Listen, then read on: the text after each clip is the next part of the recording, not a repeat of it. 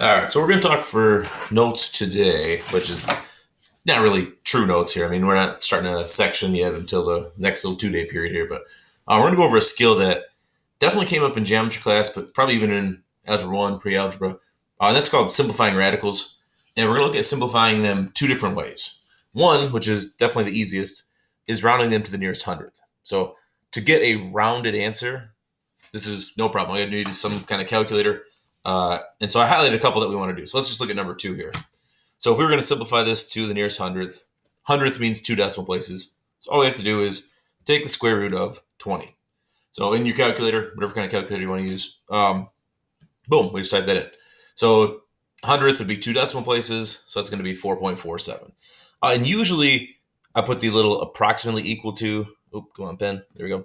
So like approximately 4.47. So that's my rounded answer.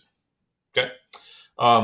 Now that's really easy to do. Like, I mean, if you have a calculator, you can do that, no problem. Obviously, look at the next digit, see if you have to round up or down, but in this case, rounds down. And that's really it. So we can do part A for all these problems super fast. So might as well. Some of these you'll notice have a sign in front of them. Just keep whatever that sign is. Sometimes it's negative, a plus or minus. We talked about it when we had roots and stuff before, but it just means there's two solutions, so it's positive and negative of that value. But again, I'm just going to run through, and we'll do all of these. So this is going to be 7.35, rounds up there. So plus or minus 7.35, and I should say approximately equal to. Okay, so I did number 5, number 11. So this one's a big number, but obviously with a calculator, it doesn't make it any more difficult. So 49.19. These are easy. And the other one I want to do here is number 18. So this has a number in front of it. So you're just going to put that in front. So it's going to do 3 times the square root of 40. And that's going to be 18.97. Okay, so rounding, not hard. Anything that asks you to get a decimal approximation is pretty easy if you got a calculator. So that's those ones. Now, the problem with those is there's times where you don't want a rounded answer. There's time where you actually want what we call an exact answer, where we're going to leave it in root form, but we're going to simplify it as much as possible. So that's kind of the other, or really the more important skill that we're going to get out of this, is how do you do that? So the secret to that, so this part B, the simplify completely idea, is you need to use perfect squares. Okay? So when I say perfect squares, I'm talking about like, 1 squared is 1, and 2 squared, which is 4, and 3 squared, which is 9. And obviously, if you keep going with that pattern, 4 squared is 16, 5 squared is 25, 6 squared, 7 squared, 8 squared, 9 squared, 10 squared, 11 squared. And that could go forever. Sorry, went off the screen there. Your perfect squares, as you go on in math, like basically from here on, those come up a lot. So you should kind of know your perfect squares. Like if you look at these numbers, every time, like if I see the number 64, the first thing I always think of is, oh yeah, it's 8 squared. And when I see 121, I'm like, oh yeah, that's 11 squared. So know your perfect squares. They're going to be helpful just really in general going forward. So anyway, what we want to do is we want to look at our number here. So, let's go back to number 2. So we want to look at this number and say, is there any factors of 20 where one of the factors is a perfect square? Yes, there is. So you could rewrite 20 as 4 times 5, and 4 is a perfect square. So the move that we do here is we rewrite 20 as root 4 times root 5. And the reason we do that, that's still equivalent to root 20, except 4 is a perfect square, and I can at least simplify that part further, because we all know the square root of 4 would be 2.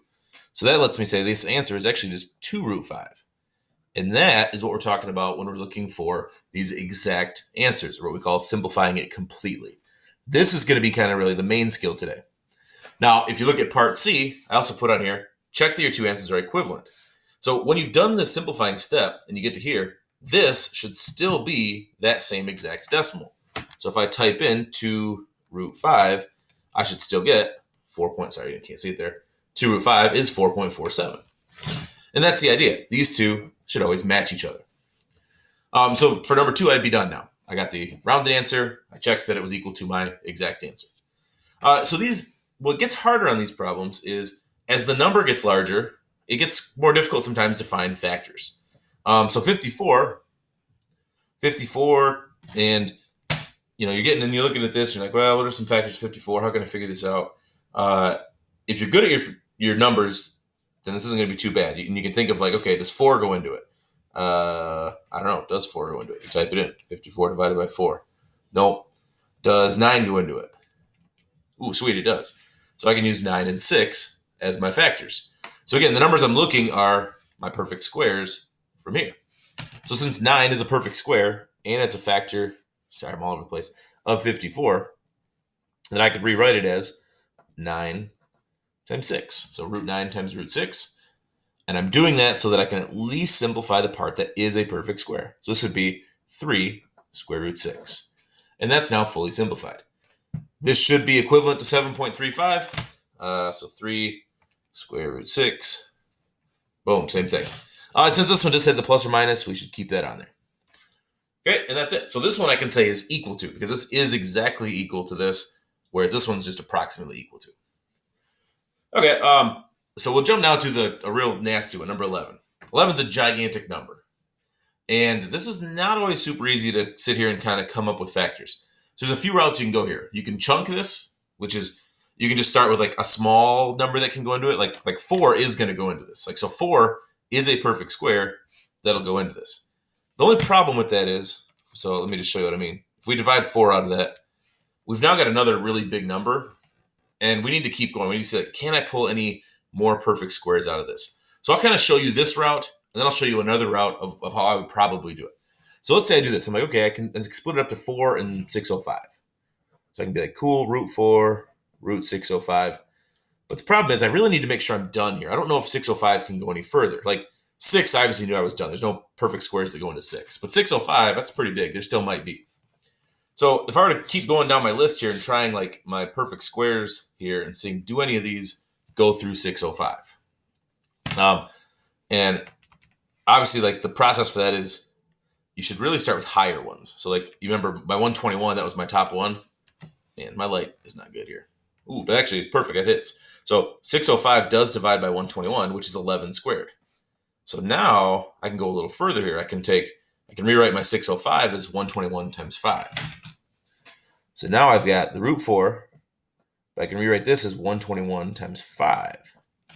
So now I've really broken this up, and now I'm filled with perfect squares, because this is 2, this is 11, and root 5 is root 5. There's no perfect squares that go into that. So now I'm finally simplified. I can say, okay, this is just 22 times root 5, because, 2 times 11. And then in the end, like you've gone through all these works, you've pulled out all these perfect squares, and now you're like, well, let's make sure this is right. Is this equivalent to 49.19? So you just type it in. Boom, 49.19, looking good. So that method absolutely works fine, but it can be a little bit tough to find these factors. That's what I notice people always kind of hit into and they struggle with. So one other move that you can do, you don't have to do, you do kind of need the graphing calculator for this. I guess you could do it on like a decimals or something, but this is just kind of a shortcut that you can do, but you may not like. So what I actually like to do is I do divided by x squared. Like I put in my y equals my number divided by x squared, meaning like I just want to know what numbers are the perfect squares that can divide by this. So this is kind of a little bit of a trick here. And then I go look at my table, and I see these are going to be perfect squares that are listed here. And this is going to be what I get out of it. And so what I do is I look for the largest pair that has all whole numbers. So I'm like, okay, 11 and 20, that's pretty good. And then if I get to the one that actually works here, so if you notice, this is actually basically my answer, because this is the perfect square, and this is what was left in the root. So I've done this a lot, and I've just kind of noticed this is a nice little shortcut. And so I use this, and I go, okay, sweet, I can just do 25 root 5, and I have my answer. Again, I wouldn't really recommend this method until you really understand what you're doing, but it is a really handy, quick way to do the answer. But you have to make sure you get to the largest perfect square here. If you stopped this at 11, and you said 11 root 20, then you're not done, because root 20 can be broken up further. So again, you may want to just stick with this till you kind of feel like you really understand this stuff, but that is a little shortcut method that does work. Okay, last one, we'll wrap it up here. If you have a little combination one here, we have a number out front. You basically kind of ignore this number until you've broken down this 40. So it's like, yeah, we've got this 3 out front, but I really need to break this 40 down. And 40, that's a pretty easy one. We know 4 is going to go into that. So we can rewrite it as 4 times 10, because 4 is our perfect square. And so then, when you square root this 4 and you get 2, you've now just got this 3 times 2 out front. So it's going to be 6 root 10. And 6 root 10 should be equivalent to the 18.97. Let's check it out. 6 root 10. Boom, 18.97. Okay, so that's the main skill today. Can you, obviously the rounding part should be pretty easy, but can you get it into fully simplified form? This is going to come up a lot when we start into 2.6 and 2.7 here. So that's kind of why we're doing this today.